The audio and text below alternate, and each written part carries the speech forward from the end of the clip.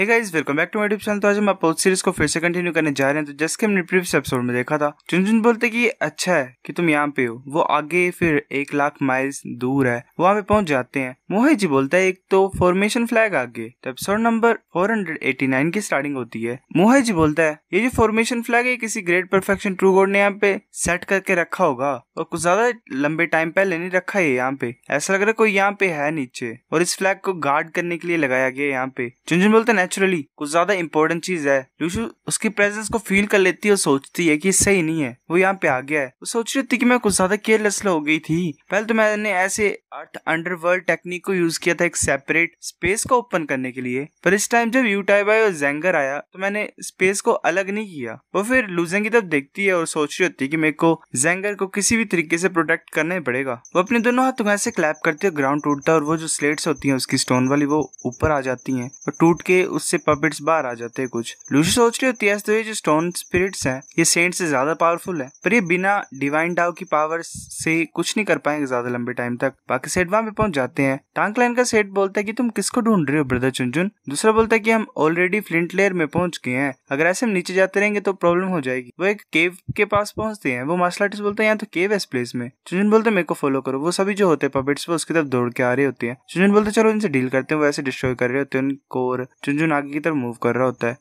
लूशु सोच रही होती है कि तो गुज़ा फास्ट तरीके से यहाँ पे आ रहा है। जेंगर अभी भी स्पिरिचुअल डार्कनेस को ऑब्जर्व कर रहा है और अपने इनर वर्ल्ड को परफेक्ट कर रहा है। वो फिर सोचती है जेंगर मुझे माफ कर दो। वो एक डिस्क टाइप को बाहर निकालती है और लूजेंग को उससे कवर कर देती है। लूजेंग वहां से गायब हो जाता है। वो सोच रही होती है कि अब दिखाओ मुझे क्या कर सकते तुम। वो कुछ एनर्जी टाइप को रिलीज करती है, लावा टाइप को, मतलब पानी टाइप को। वो सोच रही होती है कि एक वॉर्म भी मुड़ के अटैक करने की कोशिश करता है अगर सामने उसे कुछ ना दिखे, डेड एंड दिखे, हम साथ में मरेंगे यहाँ पे। तभी चुनचुन वहां पे आ जाता है और बोलता है लूशु। मोहित जी बोलते ब्रदर चुनचुन तुम सच्ची उस वुमेन के लिए ये कर रहे हो। दूसरा बोलता है कि अच्छा आइडिया, अगर हम उसे कैप्चर कर लेंगे तो काफी ज्यादा प्रॉब्लम्स हमारी सॉल्व हो जाएंगी। लूशु बोलती है कि तुम इतने ज्यादा लंबे टाइम से मुझे ढूंढ रहे हो। चुनचुन बोलता है हाँ। लूशु बोलती है कि तुम्हारा टैलेंट अभी भी कुछ ज्यादा ही कम है, मतलब थोड़ा सा वीक है। तुम्हें गाइडेंस मिली थी पर तुम अभी भी ट्रू मीनिंग ऑफ सी को क्रॉस नहीं कर पाए। चुनचुन बोलता है कि मैं सिर्फ एक स्टेप पीछे हूँ, मैं अदर शोरेला में जल्दी पहुंच जाऊंगा। लूशु बोलती तो कॉन्ग्रेचुलेशन। चुनचुन बोलता है तुम मेरे साथ वापस जा सकते हो। जब मैं अदर शोर में पहुंच जाऊंगा तो मैं तुम्हें वापस मदर वर्ल्ड में लेके जाऊंगा। लूशु बोलती है कि मदर वर्ल्ड में मेरे को लेके जाओगे और फिर तुम ज़्वानिन गार्ड्स को ज्वाइन करोगे, ये बोलना चाहते तुम। चुनचुन चुप होता है। लूशु बोलती है तुम क्या सोच रहे हो, तुम हो कौन? तुम कुछ भी नहीं हो, तुम सिर्फ एक पॉन हो, पपेट हो ज़्वानिन गार्ड्स के हाथों में। चुनचुन बोलता है कि जो लोग है ली क्लैन के उनने ऑलरेडी अपनी पावर को खो दिया है मदर वर्ल्ड में, और जिनकी होप थी गॉड डोमेन में वो भी काफी लंबे टाइम पहले ऐसे शैटर हो गई है। तुम क्यों नहीं मान रहे हो मेरी बात को? लूशु ने वो जो पानी टाइप क्रिएट किया होता है वो ऐसे ही फील कर रहा होता है उस एरिया को। एक सेंट सोच रहा होता है कि ज्यादा अच्छा होगा अगर हम यहाँ पे केयरफुल होंगे। अगर मैं इस प्लेस में नीचे गिर जाऊंगा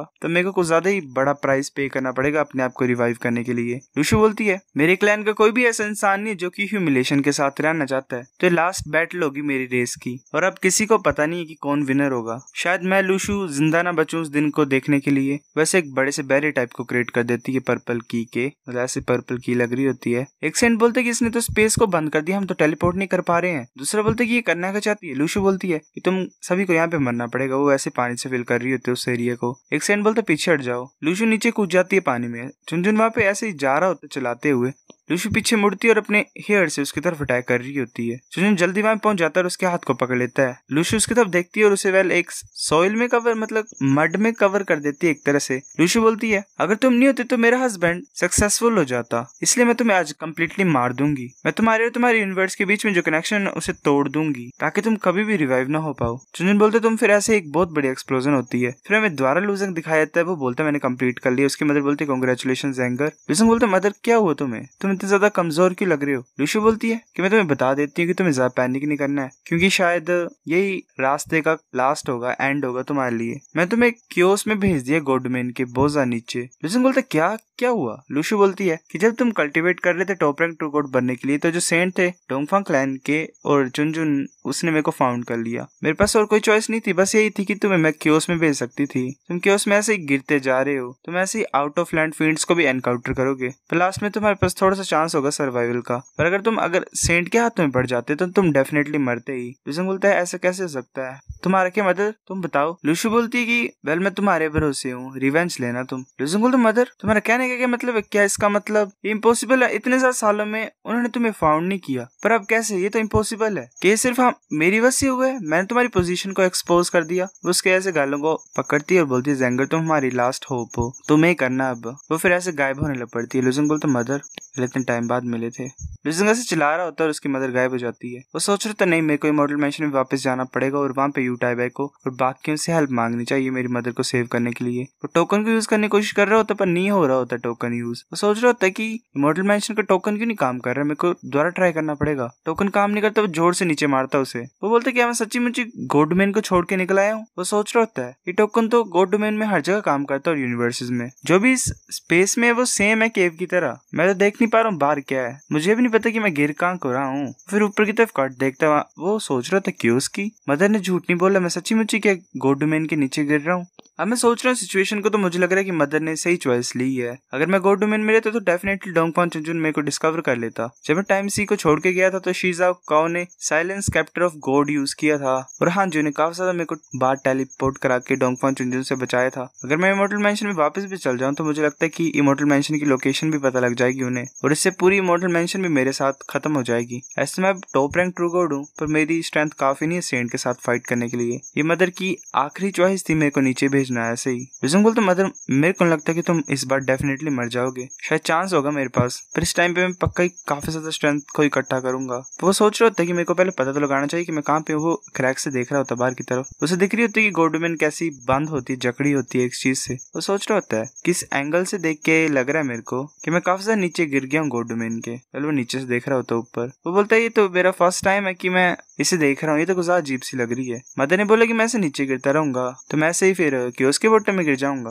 वो सोच रहा था अगर मैं अपनी विजन को ध्यान से याद करूं तो मैंने एक बहुत बड़ा पैलेस देखा था नीचे, वहां पे एक बहुत बड़े एनिमल का कॉप्स था नीचे गिरा हुआ, पर अब मैं कुछ भी नहीं देख पा रहा हूँ। वो बैठ जाता है और बोलता है कि इसी रेट में मैं तो नीचे पहुंच जाऊंगा, चलो वेट ही करता हूँ। फिर एक मंथ के बाद आवाज सुनाई देती है लुजेंग को कुछ। लुजेंग सोच रहा होता है ऐसा लग रहा है कि इतने ज्यादा टाइम के बाद ये प्रेशर को नहीं सह पा रहा है। मैं फाइनली अब देख सकता हूँ उस बड़े से बीस्ट का कॉप्स जो है। मुझे पता नहीं कि किस तरह का वो जाइंट बीस्ट था, पर ये तो गॉड डोमेन की तरह बड़ा है। वैसे बाहर देख रहा होता है और बोलता है ये जो बॉटम है कि उसका ये तो स्नोफील्ड की तरह लग रहा है। वो बाहर आ जाता है उस बॉल टाइप से। वो सोच रहा होता है मैं पहले नीचे की तरफ उड़ के जाता हूँ। मैं उड़ा नहीं हूँ जब से मैं गॉड डोमेन में आया था। वो ऐसे नीचे जा रहा होता है। वो सोचता है ये व्हाइट स्नो नहीं है, ये तो कुछ ज्यादा कॉप्सेस हैं, वेल हड्डियां गिरी हुई हैं और वो तो जाइंट बीस्ट का कॉप्स और रेड लाइट बैंड है जो मैंने देखी थी उस पैलेस से। यूटाइबे ने मुझे बोला था कि जो रेड लाइट बैंड है वो शायद आउट ऑफ लैंड फील्ड से बिलोंग करती है, पर उसे ये भी नहीं पता कि वो किस तरह की रेस का होगा। वो नीचे पहुंच जाता है और उन बोन्स को देख रहा होता है। वो एक बोन को हाथ में पकड़ता है। वो सोच रहा होता है ये बोन्स मुझे लगता है तो हायर बीइंग्स से हैं। अगर जो बॉडीज होती है ट्रू गॉड की वो ऐसे क्योस में गिर जाए तो वो पूरी तरह से खत्म हो जाती है और कुछ भी नहीं बचता है। क्योटिक एनर्जी उन्हें पूरी तरह से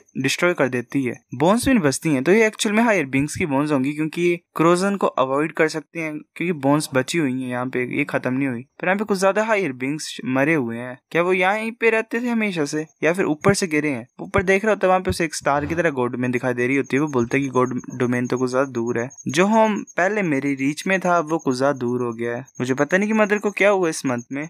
क्या वो डोंगफान चुनचुन के हाथों से भाग गई होगी? क्या मेरे कंपेनियंस को पता होगा कि मैं कहाँ पे हूँ? मैं यही होप करता हूँ कि सेंट की अलायंस उन्हें तंग नहीं करेगी। हाँ जी, मेरे सीनियर ब्रदर्स को ले गई थी वर्लपुल फॉरेस्ट में फाइट करने के लिए। ब्रदर यूटाइबा भी हेल्प करने के लिए गया था, पर मुझे पता नहीं कैसी चल रही है उनकी प्रोग्रेस। डाउजिस की बात की जाए तो मैं तो एक से भी नहीं मिला। मुझे पता नहीं हो टियानमिन कहाँ पे और सिचुएशन कैसी है। नहीं, अभी टाइम नहीं है उन चीजों को सोचने के लिए। बाय गॉड डोमेन, अभी के लिए मैं पक्का वापस आऊंगा। फादर और मदर मेरा वेट करो। ज़ेंगर डेफिनेटली तुम्हें सेव करने के लिए आएगा। डोंगफान चुनचुन, जब मैं वापस आऊंगा तो वो टाइम होगा तुम्हारी डेथ का। चलो पहले देखता हूँ कि बॉटम में क्या है कि उसमें वो ऐसे आगे की तरफ मूव कर रहा होता है। फिर 10 दिन बाद हमें एंशिएंट वेस्टलैंड का सीन दिखाया जाता है। लुजिंग सोच रहा होता है ये जो बॉटम है कियोस्क का, ये तो गुजार खाली खाली है, मतलब यहाँ पे तो मैंने कोई भी सिंगल ह्यूमन देखा ही नहीं। मैं काफी लंबे टाइम से उड़ रहा हूँ, तभी से कोई आवाज सुनाई देती है। एक बच्चा बोल रहा था मेरी हेल्प करो। लुजिंग सोच रहा था कोई हेल्प मांग रहा है, कुछ ज्यादा अजीब लैंग्वेज में बात कर रहा है, पर ऐसा लग रहा है कि इस लैंग्वेज में मैं बात करता हूँ, मतलब सेम ही लैंग्वेज है एक तरह से। ऐसा लग रहा है कि इस इंसान का कोई कनेक्शन है मदर वर्ल्ड से, क्योंकि जो लैंग्वेज है गॉड डोमेन में वो मदर वर्ल्ड से आई हुई है। वैसे भाग रहा होता है, उसके पीछे कुछ मतलब मॉन्स्टर टाइप पड़े होते हैं। वो मॉन्स्टर एक अटैक करने लग पड़ा होता है उसके ऊपर, तभी ऐसे आवाजें सुनाई देती हैं उसे। वो बोलते क्या खत्म हो गया है? लुजिंग ने सभी मार दिए होते हैं। सो गाइस, एपिसोड नंबर 489 इतना था। अगर आपको वीडियो पसंद तो लाइक करनी, बेल आइकन तो शेयर कर दो, साथ कमेंट करके बताकर आपकी वीडियो